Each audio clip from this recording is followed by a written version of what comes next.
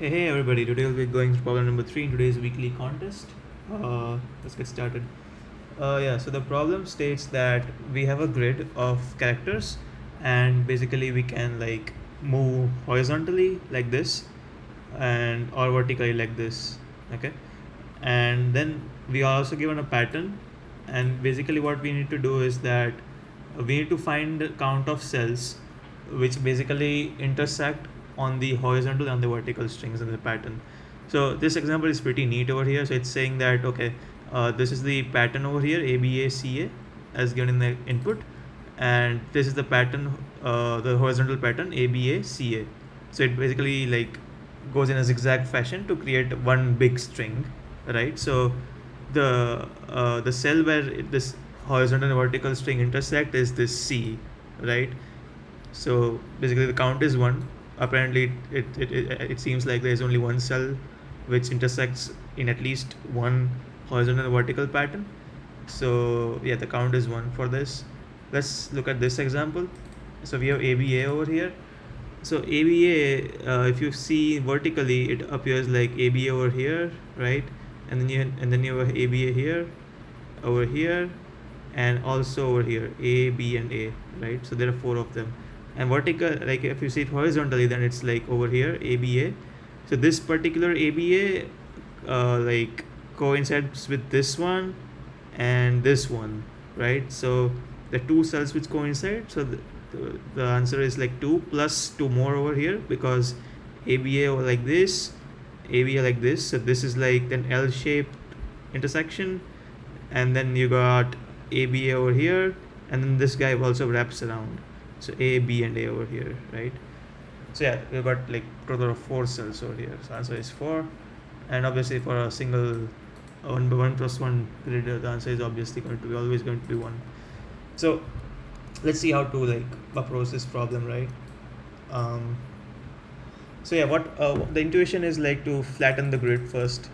I mean this should come pretty quick to everybody, because else like it's very difficult to solve the problem when actually when this wrapping characteristic occurs, right? So I mean it's very hard to visualize if like you are going in one direction, then it starts to wrap around in the other direction, right? So it's not like intuitive to solve it that way. So I will just flatten the grid. So basically now my flattened grid would look like for example, let's say I have this grid over here, right? ABC, ABC, and CBA. Okay, so your horizontal string would look like ABC, ABC, and CBA, and your vertical string would look like AAC, going like this, and then wrap around, so B, B, and B, and then you got CCA. Okay, yeah. So now also when you flatten the grid, you have to basically give a unique ID to each of the cells. So the normal way to do it is like I into m plus j. If like you're sending at cell I comma j, like this is your 2D version, and then it flattens to 1D like this. Okay, so m is the number of columns, right? So now we also index every character when you create this string, 5, 6, 7, 8, and you also 7, 8, and 9, right? And for each of these positions, so let's say this is position array in horizontal string. So position of h of I is I, right? Obviously. So so now you have to also maintain a map of what it actually corresponds to in the grid, right? So the way to do that is pretty simple. You can just like, I'll just go through the code like how I did it. You can just create the map like this. So when you're creating that horizontal string like this, you just maintain a map saying that okay, my first position is 0, let me put im plus j over there. Then you just keep incrementing the positions, right? So basically this will give you a map between the cell ID, the string ID in the flattened version, to the im plus j, to the actual grid cell basically in the 1D version, right? So this mapping is essential because now this mapping gives us a way to link these both strings. So here also you will have positions like this, right? But the mapping for this 6, basically this particular C is, I think, this one, this guy, right? So this guy maps to this cell, which is im plus j is like 0, 1, 2, like just 2, right? So I is 0 and j is 2. So this 6 would correspond to a 2, right? And but here your 6 here is like ABC, ABC. So this guy. So it should be this guy, right? So here this guy also corresponds to the index 2 in the 1D version. Like here the position is 2, right? So basically we need to find a way to like map them out, and it's pretty simple. You can do it via code like this. For vertical version also you can like use the same IDs, like im plus j thing, right, to link them up.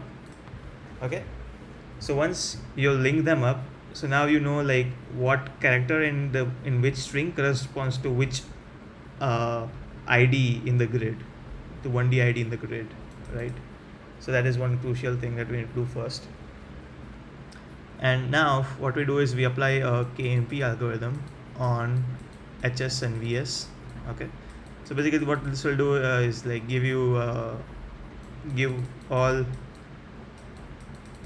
starting positions of pattern, okay, in HS and VS respectively.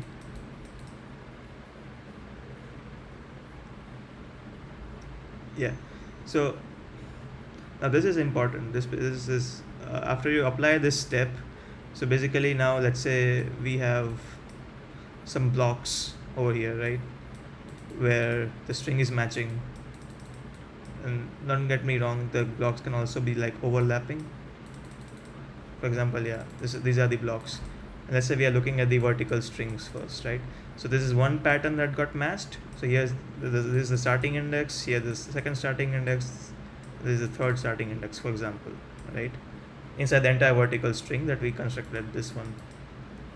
Okay, so what we need to do is like we just want to maintain a prefix counter kind of thing.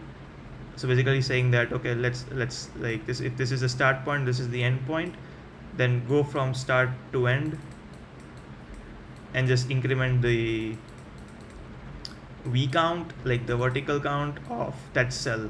So now so we created a common cell mapping, right? So if it's like the position is S, so let's say you iterate all the J's over here, so you just do like v cell ID, vertical cell ID of J. So this is a hash map that we created, like that we just saw, this one, which basically maps the position in the vertical string to its ID in the grid, right? That's your v count. Like you just increment saying that, okay, my this particular block appears like these are possible candidates for the answer. Basically that's what we want to say, right? And then to iterate efficiently, like there can be overlaps as well, right? So what you can do is you can maintain a current end index as well. So current end would point over here, and then in the next block your KMP would say, okay, this is my next starting index. So but then your next starting index start is like less than the current end, right? So let's say current end is this guy. Okay, I'm talking about an overlap, like how to not do redundant operations. So if this guy this thing happens, then what we need to do is like we can just go fast forward it to here, right? So because you already know the end, the latest end. So and if you know the start point, then the end is the start plus pattern length minus 1, right? Because yeah, that's what your KMB essentially does. So if start is less than current end, then you can just set the start to like current end plus 1, right? Because you already processed all the elements in this block. So yeah, basically essentially then you just iterate once per character in this loop, right, while you're doing a KMP thing in an outer loop. Okay, so yeah, what you get out of this is possible candidates of the answer in this v count array. And then now what we're going to do is we want to now iterate over all the horizontal substrings which give a pattern match from the KMP, right? And then we just check that, okay, let's see. So let's say this is your horizontal strings, right, which give a pattern match. So here the let's say this is your start and end, right? So you want to see how many characters from start to end, like how many cells from start to end appear in the v count array, like they appear at least once in the vertical string array, right? So that's also pretty simple. You can just get the map, like if v count of h cell id, because the mapping for h cells, like horizontal cells, is a bit different, right? Because it's the order in which it processes stuff. So that's also a map that you have already, so no need to worry about it. It's just like put j over here, like j is like belongs from start to end. And yeah, if this guy is like positive, that means that that particular cell like appears at least once in the v count array. That means it's an overlap, right? So that you just increment the answer by 1. And to avoid redundant operations, you can again use this two-pointer technique, where you can just update the current end, like set the start to the current end, to avoid the overlapping block, basically. So yeah, just increment the answer and just return the answer. So and that's what I'm doing over here. Like this is your KMP, pretty standard stuff.